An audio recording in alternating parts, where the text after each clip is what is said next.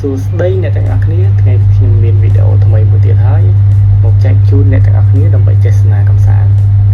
ដោយ like វីដេអូខ្ញុំថ្ងៃនេះខ្ញុំនឹងលើកឡើងអំពី idol យើងទៀតហើយគឺលោកវណ្ណដានៅក្នុងករណី Facebook page របស់លោក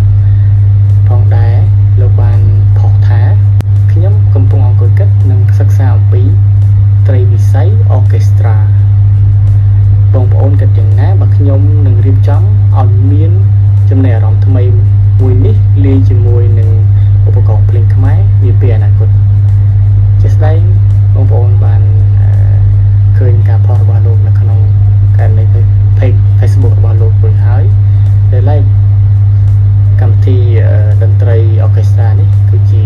កម្មវិធីតន្ត្រីមួយដែលដើម្បីទូទាំងពិភពលោកផងដែរហើយមានការលេងជាឧបករណ៍ភ្លេងជាច្រើននៅក្នុងប៉ុន្តែលោកវណ្ណដាគាត់ចង់យកកម្មវិធីតន្ត្រីនេះធ្វើជាការប្រគំតន្ត្រីបែបយកឧបករណ៍ភ្លេងខ្មែរបុរាណយើងទៅប្រគំនៅក្នុងនោះផងដែរហើយយ៉ាងណាដែរfan ទាំងអស់គ្នាដែលគាំទ្រលោកវណ្ណដាពេលដែលទទួលបានដំណឹងនេះអំពីការផុសរបស់លោកនៅក្នុងករណី Facebook page របស់លោកផងដែរយើងរងចាំមើលទាំងអស់គ្នាអំពីការសិក្សានិង plan របស់គាត់ថាតើកម្មវិធីតន្ត្រីនេះនឹងលេចចេញជារូបរាងនៅពេលណាហើយអ្នកទាំងអស់គ្នាអាចចាប់ផ្ដើម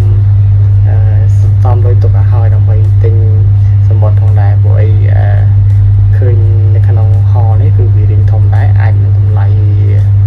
ថ្លៃទៅតាមនឹងដែរប៉ុន្តែជាស្ដែងគឺគេនឹងមានតាមកន្លែងអង្គុយហើយគឺមានកន្លែង VIP មានកន្លែងធម្មតាអញ្ចឹងទៅអញ្ចឹង fan ទាំងអស់គ្នាកុំភ្លេចរងចាំតាមដានទស្សនាផងដែរអ្វីដែលគាត់នឹងរៀបចំឲ្យយើងទាំងអស់គ្នាបានភ្លក់អារម្មណ៍ថ្មីទាំងអស់គ្នានៅក្នុងកម្មវិធី Orchestra នេះដែល like ខ្ញុំចង់ឲ្យអ្នកទាំងអស់គ្នាបានដឹងថាកម្មវិធីតន្ត្រី Orchestra នេះគឺមានប្រវត្តិចេញពីប៉ែកខាងអឺរ៉ុបនោះហើយជាស្ដែងគឺចាប់ផ្ដើមពីប្រទេសអ៊ីតាលីប្រទេសអូទ្រីសប្រទេសអាល្លឺម៉ង់និងបារាំងអីអញ្ចឹងណានិ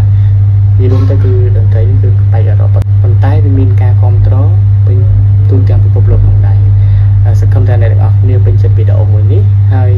ជួយ like និង subscribe វីដេអូរបស់ខ្ញុំផងខ្ញុំនឹងបង្កើតវីដេអូច្រើនដើម្បីឲ្យអ្នកទាំងអស់គ្នាបានទស្សនាផងដែរអរគុណច្រើន